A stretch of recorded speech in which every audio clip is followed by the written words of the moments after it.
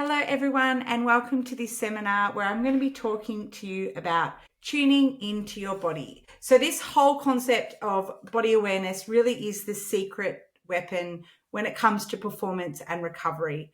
Your body is always giving us constant feedback in terms of how it's feeling, where it's performing well, how you're managing yourself. And I want you to ask yourself, are you truly listening in? And this is something that I think definitely in my 20s and 30s, I was 100% not listening. There were so many things that I did when it came to nutrition and training that really put me at war with my body and just where it naturally wanted to move into. But then when I actually started listening to it, I found that getting results and keeping them was so much easier. So I hope that this seminar will help to, decode the signals that drive progress, whether it's hunger cues, fatigue, soreness, performance markers. Hopefully you'll learn how using like an RPE scale, a rate of perceived exertion, will help you make sure that you are not under recovering before you burn out and that you're getting quality recovery in, how to fuel according to your energy levels. And we'll also explore some of the connections between protein and recovery and hormones as well. So let's jump in around some of those cues around energy, hunger, fatigue, training smarter, recovering better. So first of all, an RPE scale is something that I really encourage members to understand when they're training in the gym. What it does is it helps you to auto-regulate how hard, easy both sessions can be and also individual exercises. So first of all, not all sessions should feel like a 10 out of 10 for RPE for them to be valuable. In actual fact, I'd probably say like an 8 or a 9 out of 10 is probably the most optimal, because if you're training at a 10, there's a really good chance you're going to overshoot what you can actually recover from, and your body's ability to adapt and grow, get stronger, get leaner is very much based off how well you can recover. And all of us have lots of factors going on in our life that slow down recovery, whether it's kids, sleep, the amount of protein that you can get. Like we are unfortunately we don't have access to elite, nutritionists and elite coaching teams that can help us recover at the most optimal. We've got work, we've got stress, all those things. So I would say that, a session should not be above like a 9 in terms of RPE, but not all of them should be 9s either. So there should be some sessions that maybe are more like a 6. And then there's other sessions that could be higher. So it's really important that you don't just take like a very black and white view of your training. And what we're now starting to learn with, more research that's coming out in this space, especially as you go into your, those, perimenopause and menopausal years, is that we should see some variation in how intense sessions are to make sure that we can actually get the recovery that we need. You could also look at RPE when you're talking about individual exercises as well. So for example, you finish a set and you go, okay, how hard was it? I like to use like reps in reserve as kind of like a very closely linked rating, where it's like, okay, for my barbell work, I want to probably have like a reps in reserve of about 2. And then some of my accessory exercises, I generally will try and have my RPE as like a 1 or a 0. I kind of push them pretty close to failure. So I'm always when I'm finishing a workout, being like, how did I feel after that session? Was it too hard? Was it too easy? And then going back to like, how sore did I perhaps get? Soreness and stiffness is something that is very common when you first start training. But if you're always feeling really sore, bed up after your training, there's a really good chance that the volume or the intensity is too high. So keep that in mind, because it will affect how active you are in those given days, and it will affect also your ability to train well the next time you're back in the gym. It's also really important to distinguish between physical hunger and emotional hunger. Physical hunger is generally gradual, and any food will hit the spot. Versus emotional hunger is that sudden specific craving where like, I need a chocolate bar. okay? And it's sudden. So this is something that I think it took me a long time, and I'm unfortunately still not the best at really nailing this, is making sure that I'm eating regularly to fuel my body, because I've come through, obviously, the 90s where it's like, eat less, exercise more.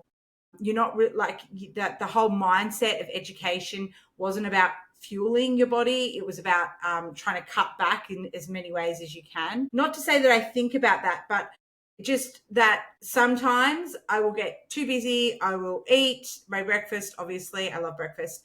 And then I'll train, and then I'll get busy, and then I'll forget to have my next snack or meal in that sort of next like 3 to 4 hour period, and I'll push it back. And as soon as I get over just a certain length of time, I really start to notice that my blood sugar levels will drop, and I find that then that next meal I'll tend to overeat. I'll finish quickly, scoff down that meal way too fast.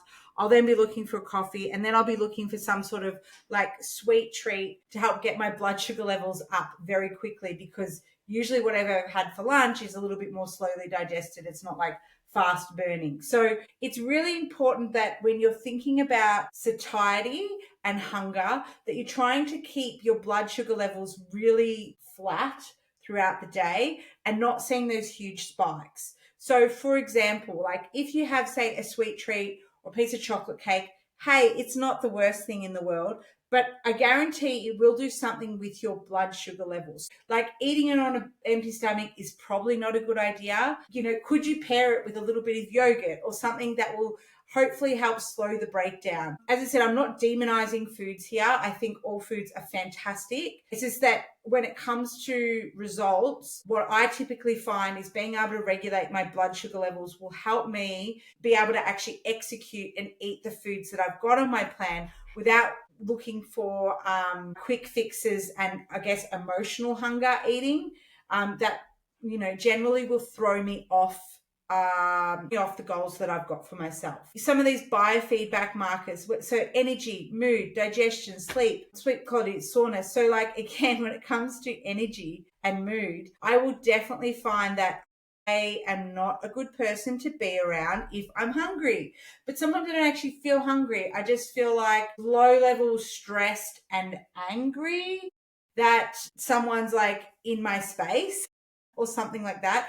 It's generally when I'm around my children and I go, oh my God, I need to actually fuel myself. I need to have some food here. Digestion, sleep quality, and soreness, they are also some fantastic markers. So if you are not sleeping well, your recovery is not going to be great. So keep that in mind when you're training in the gym. So for example, this pregnancy, my sleep really has been quite poor. I'd probably get maybe 4 to 5 hours of quality sleep, and then the rest is pretty patchy. And I've been really mindful of that, bringing that into my training, because I know that I'll only be partly recovering from the sessions that I'm doing. So I've been pulling back a little bit on the volume, taking it a bit more easy, so that then that way I can keep consistent with the training volumes that I'm trying to hit in terms of number of sessions, without feeling super sore or bed up. And, I've gotten to my 38th, 39th week and have been able to stick to that. So I definitely think it's put me in a really good place. Then we start thinking about protein and sleep,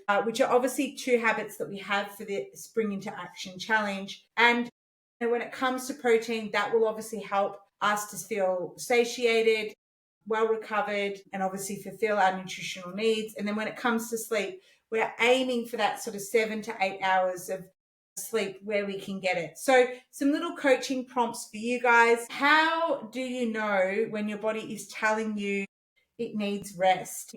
Everyone will get to that point where they're like, I need a rest, I need some time out. Do you actually know when that is? And this is where, sometimes following people on Instagram, they will only present a certain part of their day, or their week. So for example, I'm always showing you guys videos of myself training. You guys see me in the gym and you see me up and about and doing things. But what you generally don't see is the time where I'm just relaxing and I'm sitting on the couch, getting my recovery. And I've probably said to myself at some point that day, yeah, I really don't feel like doing that, so I'm not going to do it. So don't just look at what you see on social media or what you see in the gym, because what you don't see often is you don't see the other side, which helps you to be active, which helps you to train hard. Because if I tried to keep up that level of activity throughout the week, I'd be sick all the time. I'd be low energy. I'd be lethargic, and I definitely would not be upbeat when you guys see me. Just putting it out there. So just keep that in mind, that I've not come across any trainer who doesn't really respect their rest and their recovery. And so if you think about that, it's a good one to be understanding, because sometimes where they're going, oh, I need to add more in, I need to add more in, I need to add more in. And sometimes you just actually need to strip it back and make sure the time that you are putting in is as effective as possible.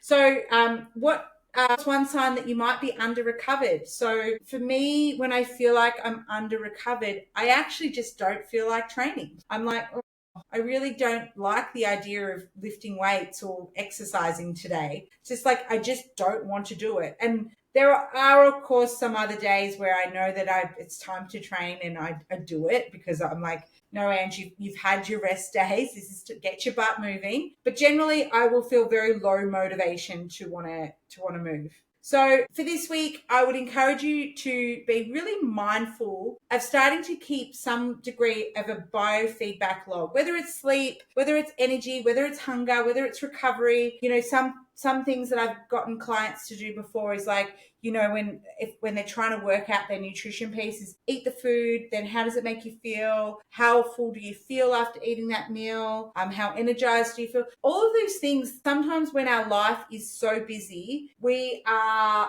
too busy to actually check in on ourselves, which is crazy, because then we spend so much time trying to see improvements that we are not there trying to learn from what the body is truly trying to tell us. So hopefully some of today's conversation has struck a chord, made you sit back, have a little think.